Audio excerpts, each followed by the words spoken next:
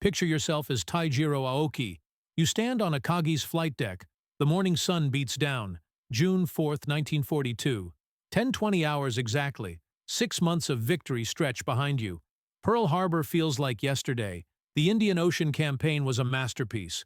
Every battle won, every enemy crushed. The deck vibrates beneath your feet.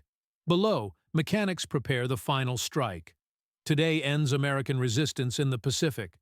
Their morning attacks were pitiful, desperate, easily swatted aside. Victory tastes sweet on your lips. The worst has passed. Nothing can touch the Kido Butai now. You breathe deeply. Confidence fills your chest. Then everything changes. 5 minutes. That's all it takes. Fire rains from the sky. Steel tears through your world. The most feared naval force on Earth crumbles, burns, dies. How does invincibility become ashes so quickly? The mountain of Japanese confidence towered impossibly high. Pearl Harbor had been the foundation stone. Vice Admiral Choichi Nagumo's First Air Fleet rode that success like a tsunami across the Pacific. 6 carriers formed the tip of their spear: Akagi, Kaga, Soryu, Shokaku, Zuikaku. These ships weren't just vessels. They were floating fortresses, crewed by the finest naval aviators alive. Veterans seasoned in China's long war. Combat had hardened them, sharpened their skills to razor edges. Watch them work. 100 aircraft launched in under 10 minutes. American crews still struggled to match that efficiency. Their precision was art. After Pearl Harbor, conquest became routine. They supported Pacific invasions with casual ease. The Java Sea battle crushed Allied naval power. April 1942 saw 5 carriers steam into the Indian Ocean. HMS Hermes went down. 2 heavy cruisers followed, all with surgical precision. No corner of Japan's expanding empire lay beyond their reach. This unbroken chain of victories bred something dangerous. Japanese officers would later call it victory disease. Overconfidence poisoned the high command. Their pilots were naturally superior. Japanese fighting spirit was invincible. American morale had to be broken. Their plans were flawless. This wasn't just attitude. It infected strategic thinking, blinded commanders to obvious risks. Warnings that should have triggered alarms were dismissed. The Kido Butai men were the world's best. They knew it. They had never lost. Loss was unimaginable. This supreme confidence sailed with them toward a tiny Pacific atoll. Midway, Admiral Isoroku Yamamoto masterminded the operation. Brilliant, often reckless, commander of the combined fleet. Despite every victory, worry gnawed at him. His American education showed him what others missed: industrial power, massive, unstoppable once fully awakened. Japan's window was closing fast. America's industrial engine would soon roar to life. Ships and planes would bury Japan under an avalanche of steel. Pearl Harbor hadn't been complete. The American carriers had escaped. They remained a dagger pointed at the Empire's heart. The Doolittle raid proved Yamamoto right. April 1942. American bombers hit Tokyo itself. Profound humiliation. The carriers had to be destroyed. Operation MI was born. This would be the decisive battle, the war's turning point. Yamamoto's mind crafted a perfect trap. Midway Atoll was the bait. An American outpost too important to abandon. The U.S. Navy would have to sail from Pearl Harbor. When they did, the full combined fleet would be waiting. The plan embodied Japanese naval doctrine: complex, multi-layered, intricate beyond measure. A diversionary force would hit Alaska's Aleutian Islands, draw American ships north. The invasion force would take Midway. Nagumo's 4 carriers would lead: Akagi, Kaga, Soryu, Hiryu. First, they'd neutralize Midway's air defenses, then turn to crush the American fleet. Hundreds of miles behind, the main body waited. Yamamoto himself commanded from the super battleship Yamato, ready to complete the destruction. But this masterwork rested on rotting foundations, bad assumptions, pure arrogance. Surprise was everything. The Japanese believed their codes were unbreakable, their intentions secret. They were catastrophically wrong. American codebreakers in Hawaii had cracked JN-25. The main Japanese naval code lay open like a book. The Americans knew Midway was the target. A clever trick confirmed it. The base sent a fake water shortage message. Japanese intelligence swallowed it whole. The Americans knew when the attack was coming. Who was bringing it? As the Japanese fleet sailed in radio silence, believing themselves invisible, Admiral Chester Nimitz was already moving. His carriers raced to spring a counter-trap. The plan was too complicated. Everything depended on perfect timing. Separate fleets spread across hundreds of ocean miles, all without communication. They couldn't support each other. Nagumo's carriers, the operation's heart, sailed essentially alone. Japanese intelligence failed catastrophically. A planned Pearl Harbor reconnaissance was canceled. A submarine line meant to spot departing American carriers was positioned too late. The American ships had already passed through. The Japanese sailed toward Midway believing American carriers remained tied up in Pearl Harbor. They dramatically underestimated American repair capabilities. USS Yorktown had been damaged at Coral Sea. Japanese intelligence marked her crippled for months. Reality was different. Pearl Harbor's repair crews worked miracles. Yorktown was patched, ready, dangerous. The Americans were bringing 3 carriers to the fight. Not the 2 Japan expected. The most telling moment came during war games aboard Yamato. One simulation had the American player launch a surprise attack. The umpire ruled 2 of Nagumo's carriers rendered inoperable. Rear Admiral Ugaki Matomi, the chief umpire, simply overruled the decision. He put the carriers back on the board. Such an outcome was unlikely, he declared. The plan's flaws were visible on paper. Victory disease dismissed them all. The trap was set. The Japanese didn't realize they were walking into it. 4:30 in the morning, June 4th, 1942. The Kido Butai's decks exploded into activity. 108 aircraft launched in 7 minutes. Stunning efficiency on display. Their mission was simple: compromise Midway Island's air power, clear the way for invasion. As they flew off, Admiral Nagumo held half his planes in reserve, armed with torpedoes and armor-piercing bombs, ready for their real mission, neutralizing any American ships that appeared. Soon countermeasures began. Desperate American strikes from Midway-based planes threw themselves at the Japanese fleet. Brave, but hopeless. They were no match for veteran Japanese fighter pilots. Zeros tore the American planes apart. Any that broke through met solid walls of anti-aircraft fire. Not one bomb or torpedo found its target. From Akagi's bridge, it looked like another easy victory. Then 7 a.m. brought a message that started unraveling everything. Lieutenant Tomonaga led the Midway strike. His report was blunt, brutal. There is need for second attack. The first strike hadn't been enough. The island still had teeth. This message put Admiral Nagumo in an impossible position. Yamamoto's orders were crystal clear. Keep reserve planes armed and ready for enemy ships. But no American fleet appeared. Scout planes reported empty ocean in every direction. The attacks from Midway were annoying problems. Nagumo was cautious by nature. The logical move was dealing with the known threat first, the island, before worrying about hypothetical ones. At 7:15 he gave the fateful order. Rearm the reserve aircraft. Torpedoes and armor-piercing bombs were to be swapped for land attack bombs. This was no small job. On all 4 carriers, hangar decks became scenes of controlled chaos.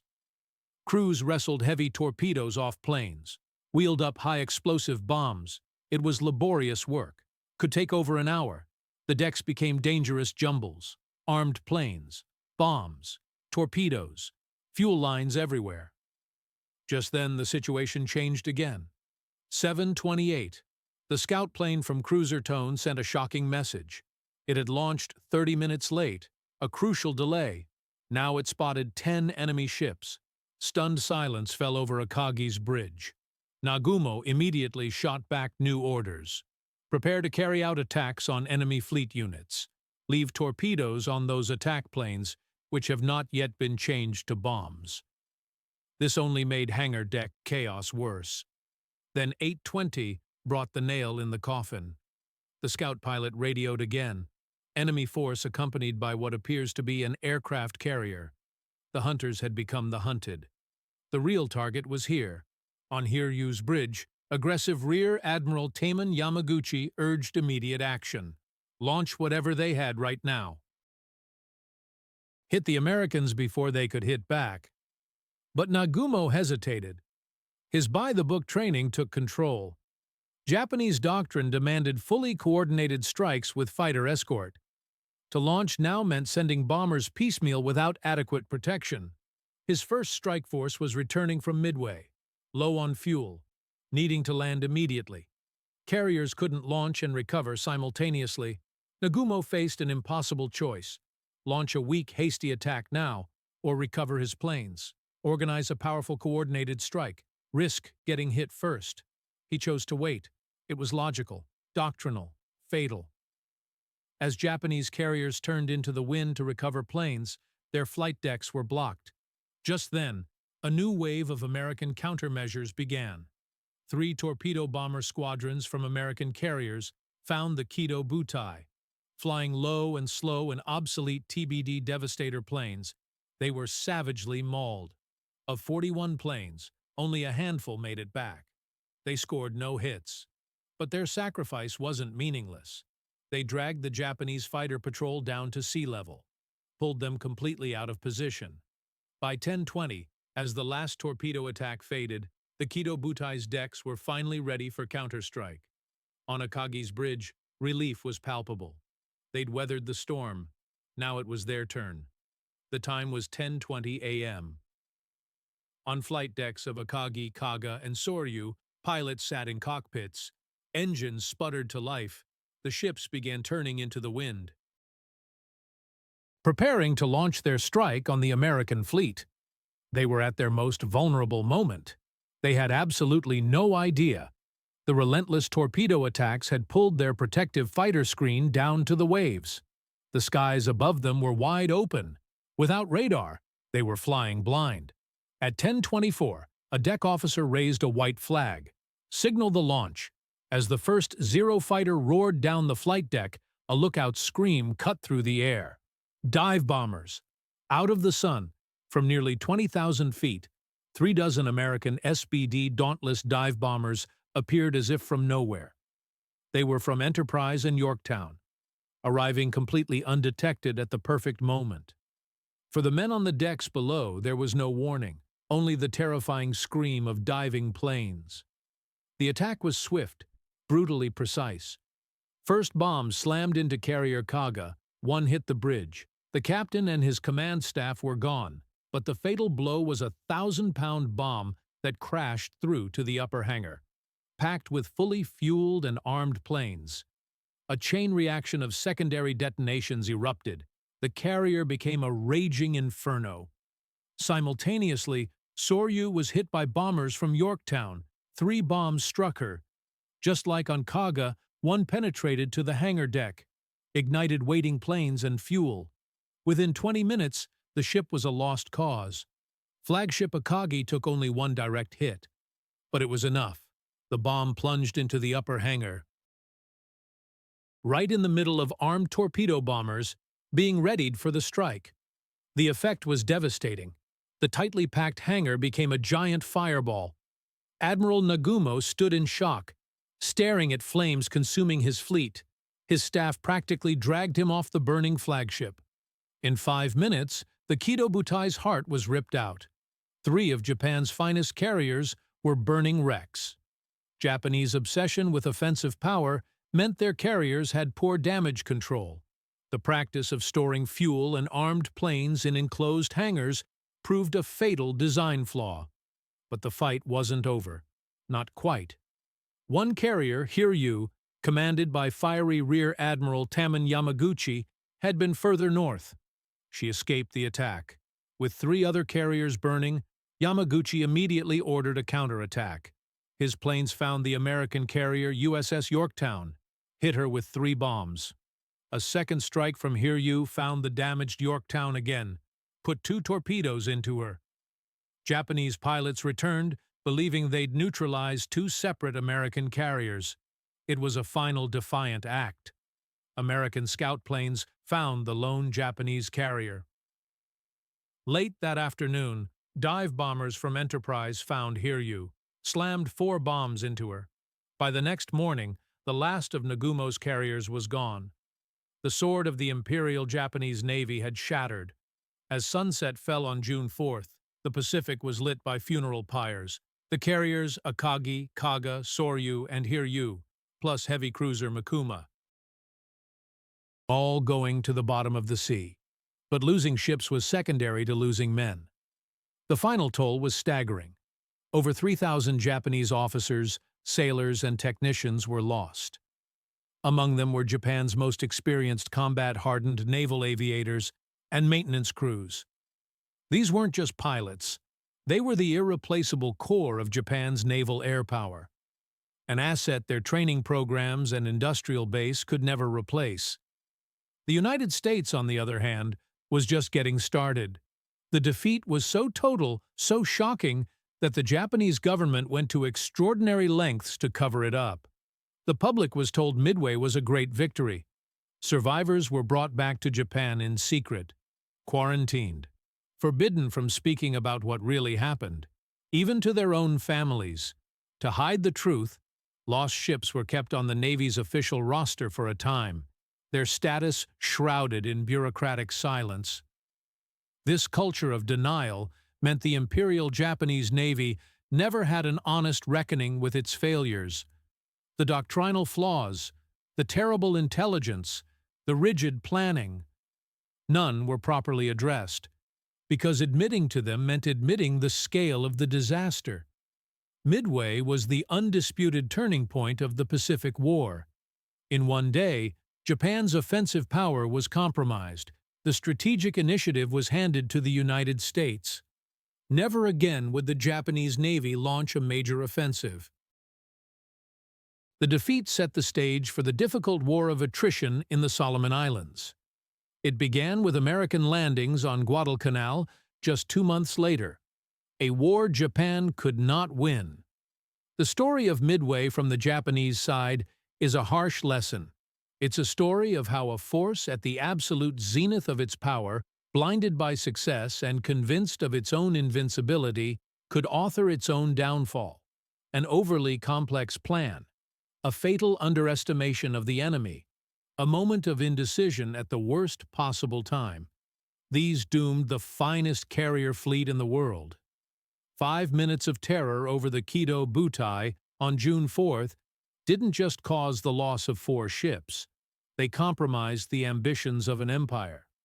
The Battle of Midway is a timeless lesson in how pride, bad assumptions, and the sheer fog of war can bring even the mightiest to ruin.